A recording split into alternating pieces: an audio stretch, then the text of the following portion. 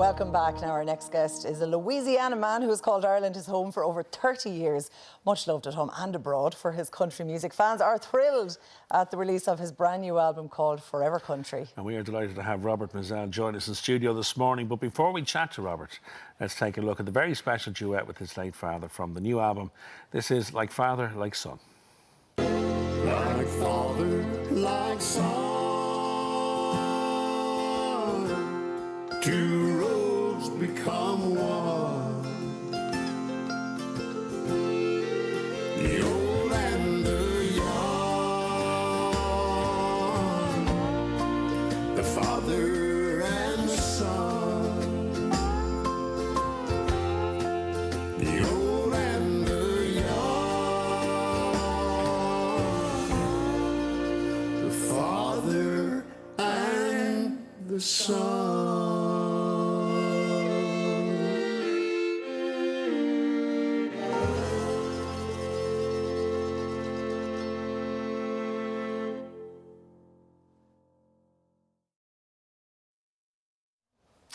Well, there you go. Robert, good morning. Well, thank you for that. What a beautiful tribute to your dad. I know it's tough to watch that, but it's bringing back good memories too. And we're chatting about your dad, and he had a great voice. Yeah, he was, they nicknamed him the Possum, which was a nickname that they used for George Jones. Yeah. And he done Johnny Cash stuff and George Jones stuff. He could sing anything.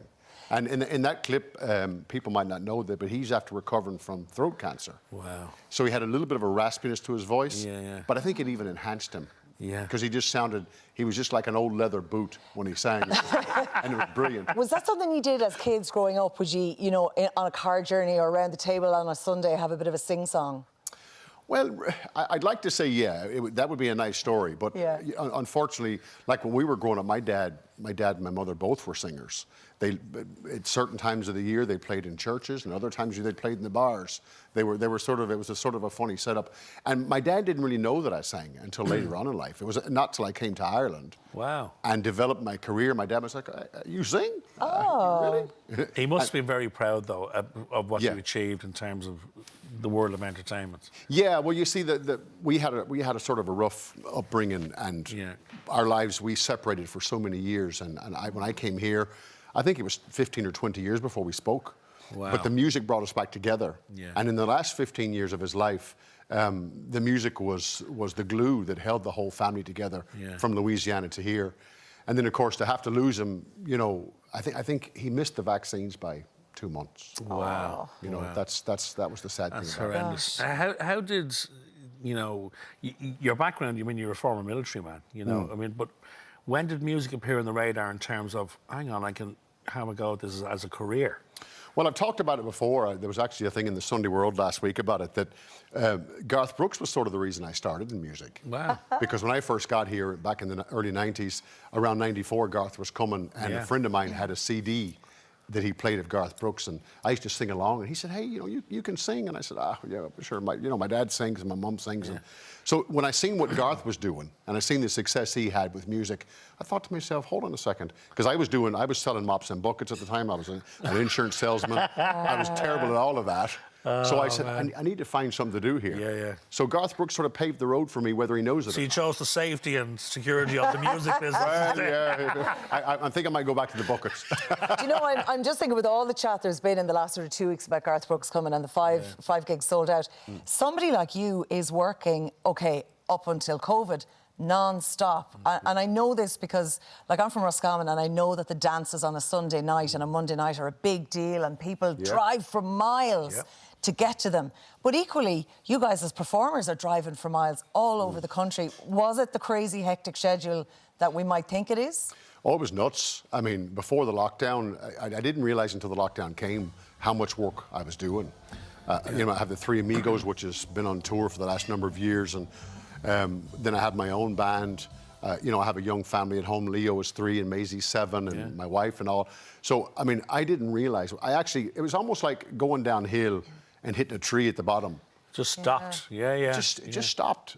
And now, of course, we're deja vu. We're back into this Christmas. Yeah. But then again, as I said to Adele, only the other day, I said, look, I'm going to take something good from it. I'm going to sit back and beside the Christmas tree and watch the kids play. Yeah. What else can I do? Because you'll never get them at that age again, isn't it? Yeah, That and gorgeous. that has kind of been something that we've all, it's come across all our minds over the last 18 months. And it has made us reevaluate, particularly with losing your dad as well during the pandemic. It does make you realise how important those near and dear to you are, and spending quality time with them. Yeah. Yes, you've got to feed them, so you're on the motorways and the highways and byways. This is it. I mean, it's all like, look, people lie to you and say that money's not important because, because if a guy who tells you that money's not important, will lie about other things as well. Yeah. He's never had to worry about it. But at the same time, it's not just about the money. It's also about the creativity that we bring. Yes. Like the new album that we're talking about today. I mean, the love that went into that album because of the times that we're in. Yeah. Being able to duet with my brother, my sister, or my brother, my sister, my dad, my wife. So we the creativity and going out and touring those albums and touring the shows and the musicians the friendships that I have with. I was only talking to one of my musicians yesterday, and I could really feel the despondence. I could really feel it's tough. And so far it hadn't happened. We were sort of, okay, we're going to get back. Yeah. But this time. Yeah, it's a real kick in the stomach, isn't it? For the music industry, it's a real. Now, look, as I say, I'm trying to think positive. I know we're going to come back. I know we will. But this is a difficult time. It is. Let's talk about the new album, because you mentioned there, Robert, it's very collaborative. You've got lots of people singing on there with you. When you're putting an album like that together, just talk us through your process in terms of what ends up on the album, new stuff, covers. What way do you normally do it? Well, this album sort of happened organically because it was my father, who started the album, because we had like Father Like Son recorded for an upcoming tour that was happening, the Nashville Songbook, which was to be done just before COVID. And then we were in the studio, we had the other song on the album, It's All Gone to Pot, which I think is a great song. That should have been the new single. It is that could be our new national anthem at this stage. So we had those two songs, and when my father passed, I thought to myself, what do I do with these songs now? How do I feature them? How do I honor them? So then my wife is a beautiful lady, and she sings around the house much more than I do.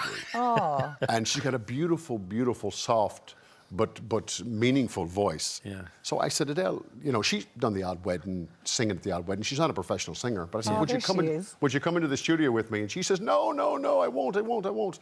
But I eventually convinced her to come in. And it's my favorite song on the album for many reasons. When you hear her sing, it's just, she's got like, a Nancy Griffith type sound to her voice. If I can use that. It sounds like a real love letter, the album, to your family. Yeah, it is. Well, see, look, Adele, as I always say, Adele, Johnny Cash had June Carter, and I have Adele. Yeah. Because I know without her, I'd be in a heap somewhere. You can't do anything. I'd be in a complete heap somewhere. Yeah. And, so to have her on the album, and the fact that she is sort of shy and reserved, and to hear her voice, it makes it even more the better. Yeah. Because great for the kids to have as well, to have mom and dad singing. Yeah, it's always nice to have years to music come. around the I know, house, and I'm hoping that the two children now. We're only talking about with little Maisie. We're trying to get her on the piano, and Leo, of course. I mean, he'd eat the piano at the minute. He's not really. I'm not sure what he's going to do, but to have that, and then the mix in my sister in Louisiana. I haven't seen my sister much in probably 30 years. Wow. But when my dad died, we met up again. And as a matter of fact, I don't even know if she was going to the funeral at the time, but I went down to Louisiana. I found her. We went to the funeral together.